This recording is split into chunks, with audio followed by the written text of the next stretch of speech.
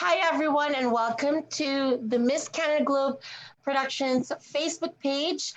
And I am your host. My name is Maya Santana Pilar, the Director and Executive Officer of Miss Canada Globe Productions. Today is a very special day as we are going to have one of our MCGP title holders. As you know, we are promoting the Sisterhood Mentorship Program.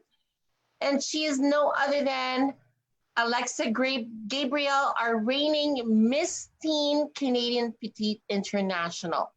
Hi, Alexa. Hi, Tita. Hello, everyone.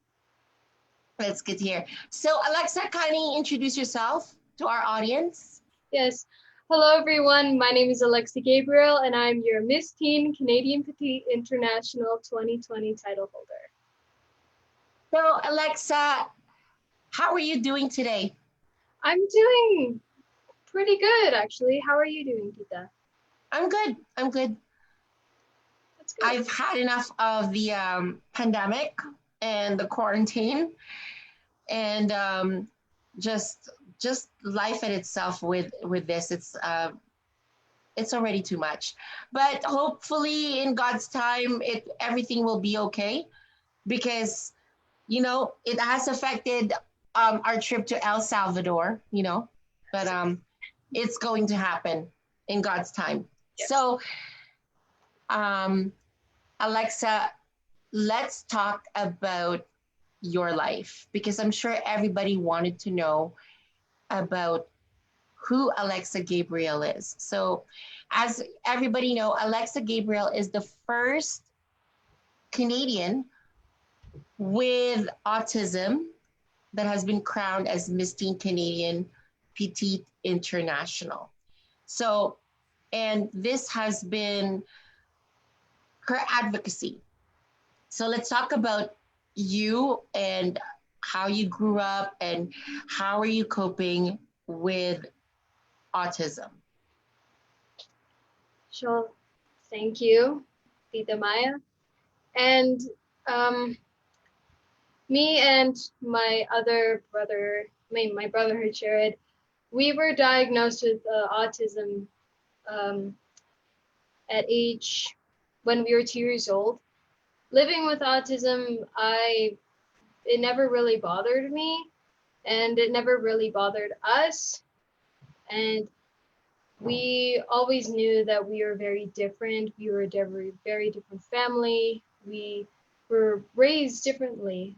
And when me and my brother were growing up, it has been a little bit difficult because there are a lot of people who don't understand, sadly, and it really gets me really mad because I want them to understand that we can't teach people who don't want to learn, and that's a sad thing. But otherwise, me and my brother are just living our lives. And for me, autism is I'm not like severely autistic, although my brother is.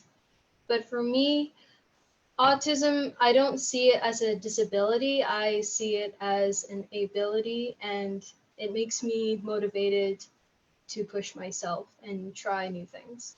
Okay, so tell us about um, how you're coping with this, especially like I'm sure people would like to know what is the life of living with autism, like especially like how you are in school or how you live on your daily life.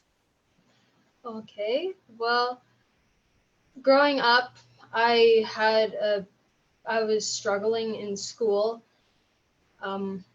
It does take me a really long time for me to grasp certain things.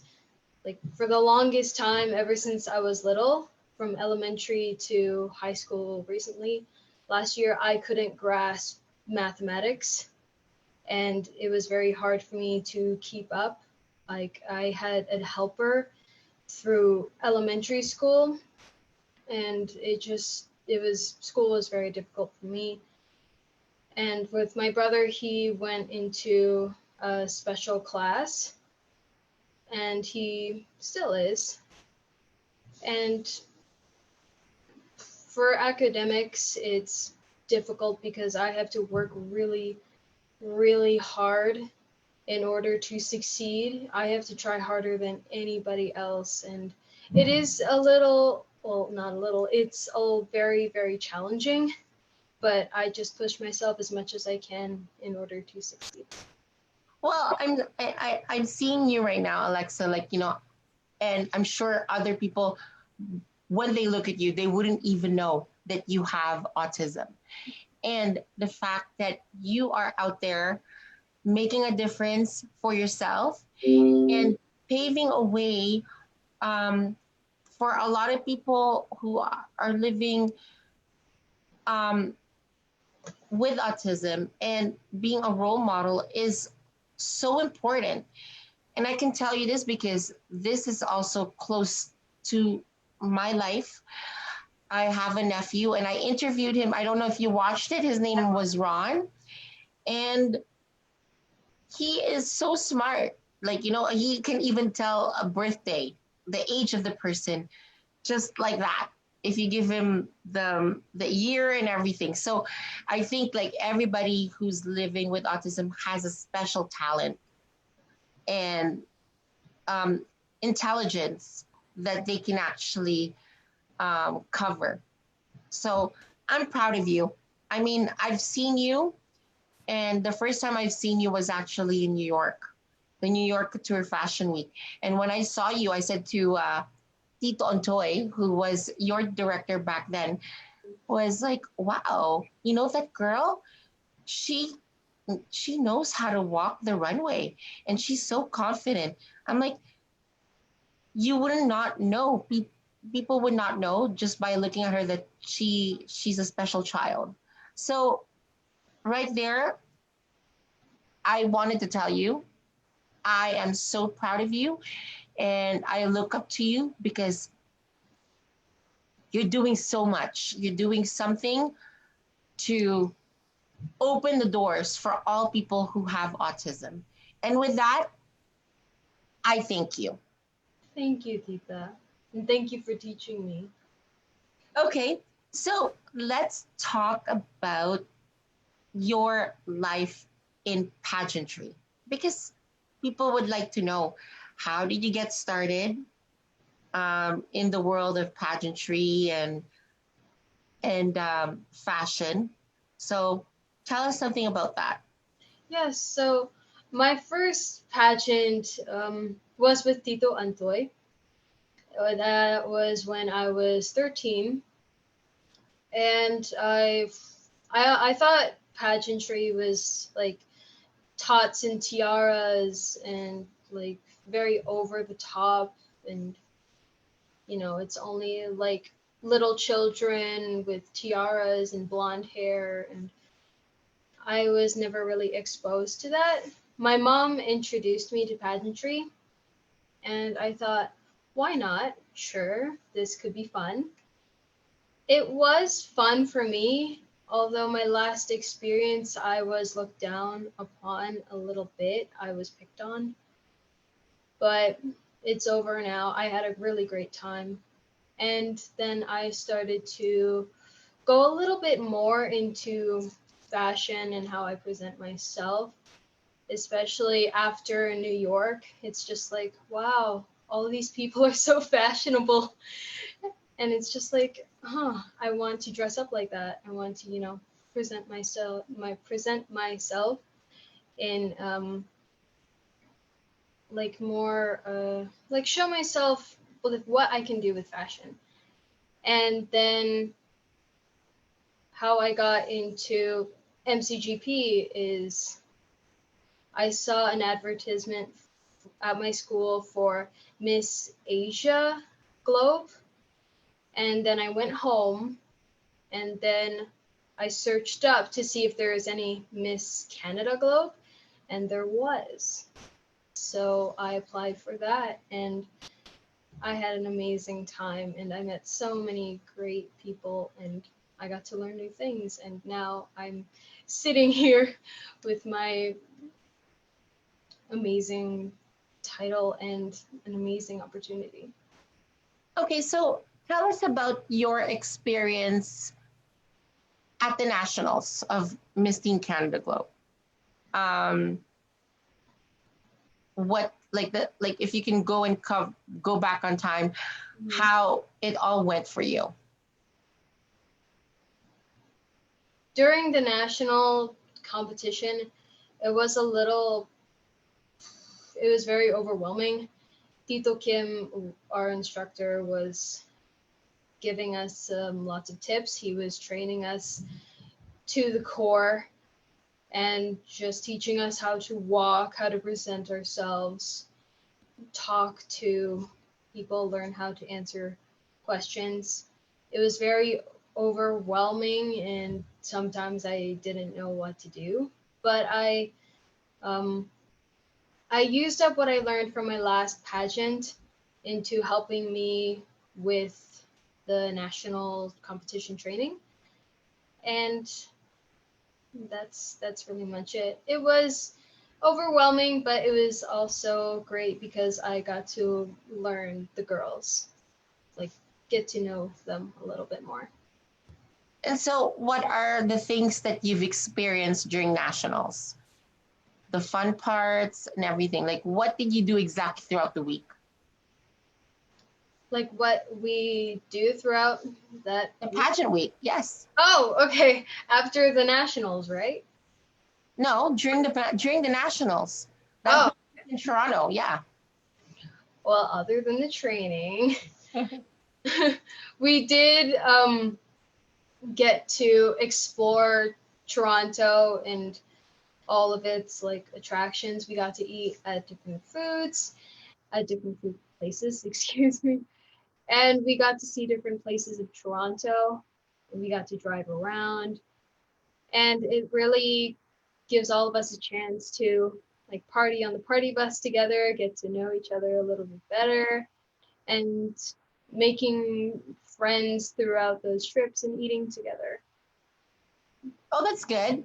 So, what are the activities that you've done with the girls? Like, kind of like, what are the competitions that happen throughout the week?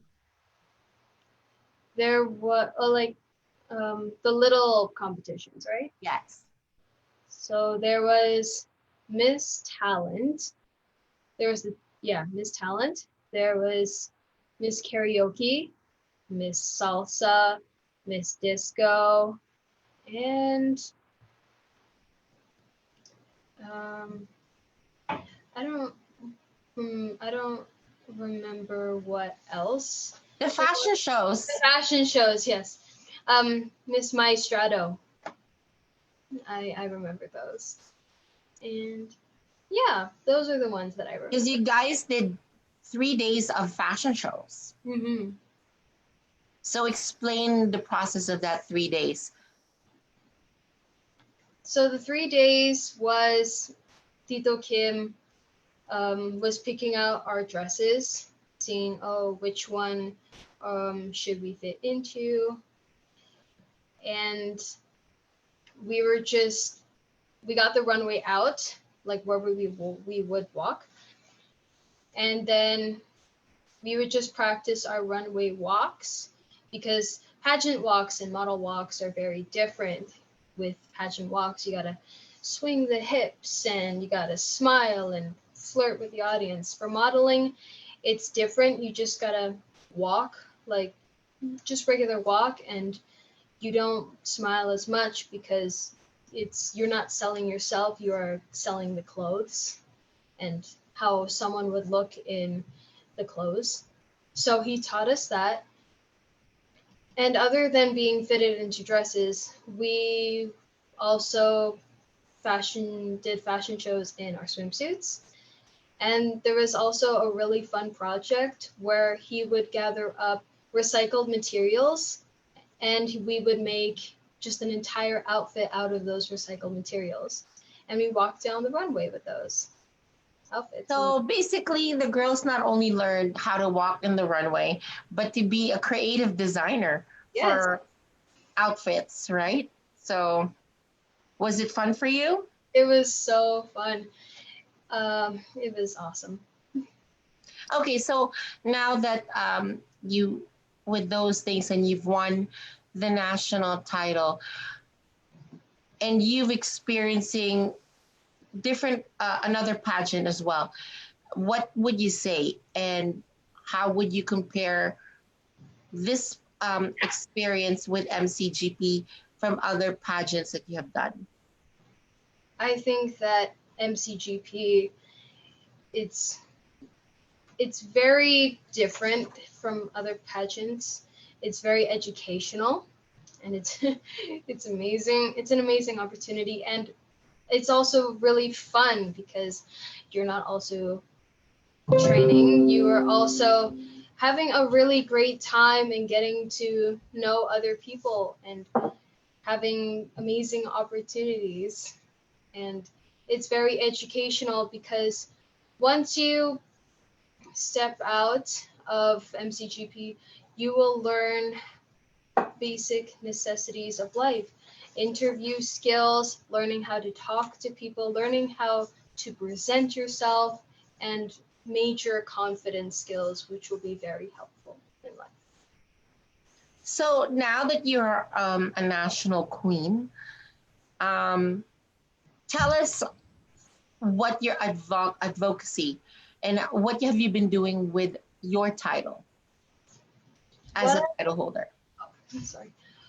What I've done before the pandemic, of course, once I received my national title, I promoted myself more on social media and I have attended local events, and that's what I have been doing, and just talking to different people and work and just working with other people.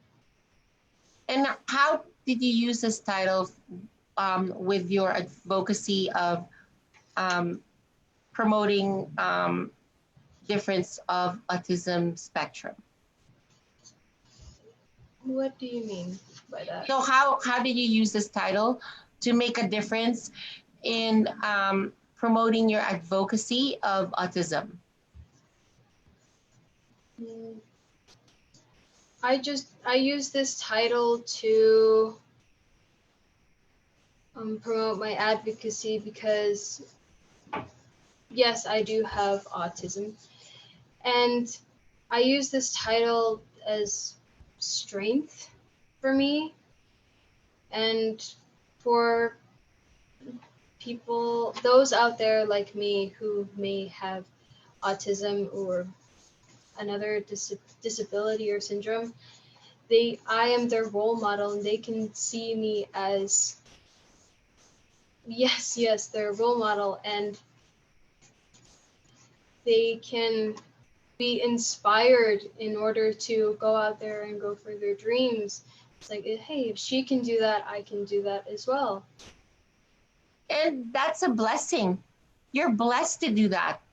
Remember that because you are opening the doors for other people who have disabilities. But I don't call autism a disability No, because you're so normal and you function, you're very independent, and you're even taking care of your younger brother. So that says a lot that you know this should not stop you from dreaming and, and trying to accomplish your goals in life, right? right. So now we were supposed to go to El Salvador, so right now it's on hold because of this pandemic. But what were you doing to prepare for internationals? I was trying to prepare myself mentally first because mental health is very important. I was making sure that all of my schoolwork was all caught up, so I don't have to worry once I got back. And I was just working out ever since. And I seen that because you've been posting about it. I'm like, oh, this girl is like really working the gym. So, and now I'm sure because people are like, why do you need to be fit? Why do you need to work out to compete in a pageant? Because we never promote people, we never promote that the lifestyle of being slim or skinny, because you know that we're not looking for a skinny girl.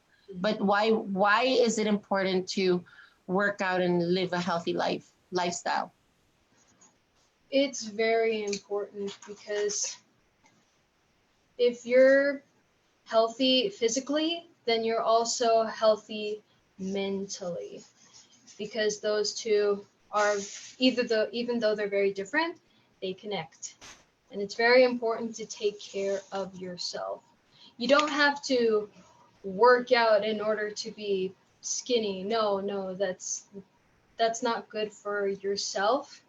But if you work out, then it gives you a very good feeling that you accomplished something. And once you accomplish something, you are taking care of yourself mentally and you feel a lot happier with yourself. That's a good message. So, Alexa, let's talk about the feeding program that you did in the Philippines. Can you say something about that? Well, Miss, um, I'm working together with Kim Magistrado in order to feed the people in the Philippines. I have donated a little bit of money in order to support that cause. And I'm half Filipino, so being able to help in some certain way, in any way at all, means a lot. So it's very, I know it's a very difficult time for everyone living in the Philippines right now. And to everyone out there watching this, if you can help donate just a little amount, it doesn't have to be a lot, just any amount helps to feeding the Philippines, then it is greatly appreciated. Okay, so I'm just basically going to expand on that because I'm sure people would like to know why do we have to feed people in the Philippines? It's because of the fact that it's COVID-19, and the life in the Philippines is divided into classes. So there's the rich class, the middle class, and the poor. And most of the people who are actually in or living poorly, they have to work to get paid. And when they get paid daily, that's the only way they can feed their families. So it's really hard to the fact that because they are on quarantine and everybody is isolated at home, um, that they had to stop work. And because when they stop work, they're not getting paid. And therefore, a lot of people right now are really struggling to eat. And so this is the reason why the Maestrado Fashions have promoted a feeding program together with other people, especially title holders from MCGP, and including myself, to feed villages of people from remote areas in the Philippines and provide food, which they get cooked food. So every $200 covers 35 people in a village, and there should be more. There are more people than 35, but so every 200 provides 35 families with cooked food, um, a big bag of rice that could last for a week, and canned goods and snacks for kids, all those basic essential stuff. And then aside from that, we also give um, mask, gloves, and some PPEs to all the frontliners. Why say some PPEs? Because everybody has a different situation. So the PPEs are given more to the hospitals and health or clinics in different villages. So, and then the other frontliners that are basically working to clean the streets and collecting garbage and everything like that. We provide them masks, gloves, provide mask and gloves so to protect them from infection. So I just had to explain that so that people would like to know what we do aside from feeding the families in remote areas of the Philippines. So it's a good cause. And again, it's something that um, people need to do, special at this time. Because again, Canada and the Philippines are totally different system. And we are so blessed as Canadians that we are supported by the government, you know. So if you have lost income, the government will be there to assist you. So, but unfortunately, in the Philippines, it is not like that. And it's really sad that that is happening because, again, being um, part Filipina, I've seen it. And when it's a third world country and there's red tape and corruption, this is what happens. But I give kudos to the president of the Philippines, um, Mr. Duterte, because he is trying to correct the problem from past administration and hoping that life will be better in the Philippines. Because everyone deserves a better life, right? And now it's not all about countries anymore because COVID-19 or coronavirus doesn't actually pick the status of the life that they want to infect. It's it is an unseen enemy, and it can affect everybody, whether you're rich, poor, whether you're black, white, whether you're from Canada, where you're from United States, or you're from China, or you're from the Philippines. It is a global pandemic, and so again, if you would like to help, whether through My Shadow Fashions or even the Philippine Red Cross or redcross.ca, anything can make a difference. Yes. So thank you, Alexa, for doing that because, you know, every little thing helps. And it's not about who gives the most, it's about coming together as one and making a difference in a really tough situation. And I know you're a bit disappointed because the pageant has been delayed, but I'm sure that when the right time comes in God's time, I know that you will represent Canada so well and you will do whatever it takes to give a voice for people who are living with autism or special conditions, right? Yes. So now let's talk about the Sisterhood Mentorship Program, Alexa. So what is your own vision of Sisterhood Mentorship Program? Because as you know, that is part of your title. It is your requirement of your title or your contract. So what is the Sisterhood Mentorship Program to you?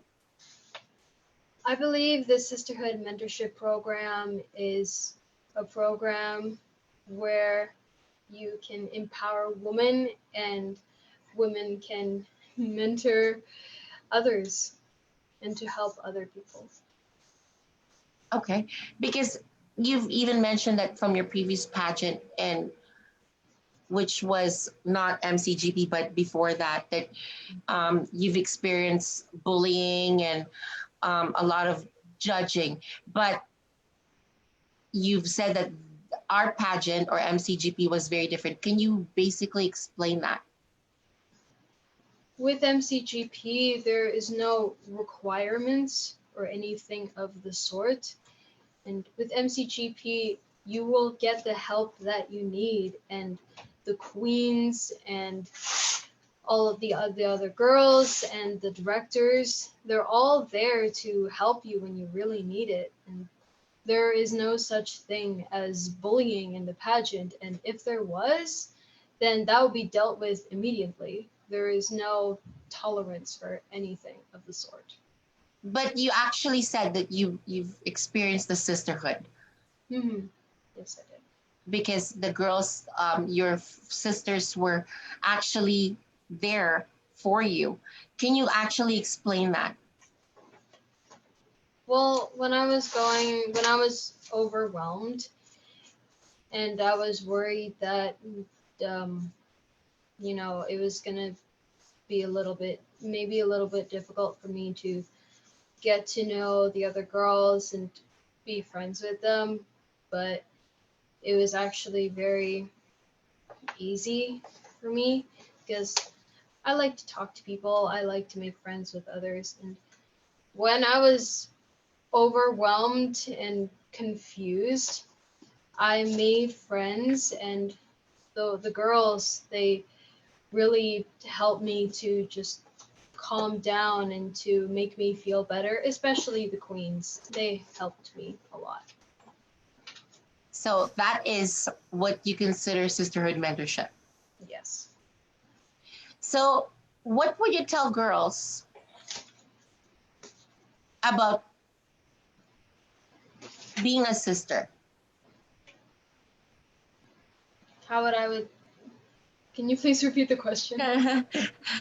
What would you give a message to all the girls looking for a mentor? I would say that um mind blank. No worries. I would say that um your mentors will be your best friends, and they will be your forever sisters. Not literally, but the connection will become very strong, and you will just have this amazing connection, and you can talk to each other about basically anything about what is going on, and your mentor is there to help you. She will guide you, and she will be there for you when times are tough. She is your sister, and that's what the Sisterhood Mentorship Program is. Girls supporting You girls. about that. So I guess to everyone out there who want to know more about Sisterhood Mentorship Program, especially people who are living with disability or special needs, and you want Alexa to mentor you, then Alexa will be there and would be happy to be your mentor. So Alexa, would you want to say how they can reach you and what you can offer for them? Yes, so how you can reach me is you can message me on my Facebook. It's just Alexa Gabriel. And once you message me, I can answer any questions that you have for me. I can tell you a little bit of my experience. I can tell you some tips and tricks, and hopefully, I will have a chance to mentor you. Okay. So are you also accessible to Instagram? Oh, yes, I am. So, my Instagram is just Gabriel, my last name, Alexa, and let the letter J. Okay. Gabriel. So now, obviously, people are gonna are waiting for them to actually see you live and compete. And so, what can you tell people about that? What can they watch out for on the next following months about Alexa Gabriel? Like, what can they expect between Yes, the time here and a few months and in the pageant? Like, from here, there, and a little bit? yes. No, Okay. like for what's going on. Like I mean, where if when the things get better, where can they see you? Um, where can they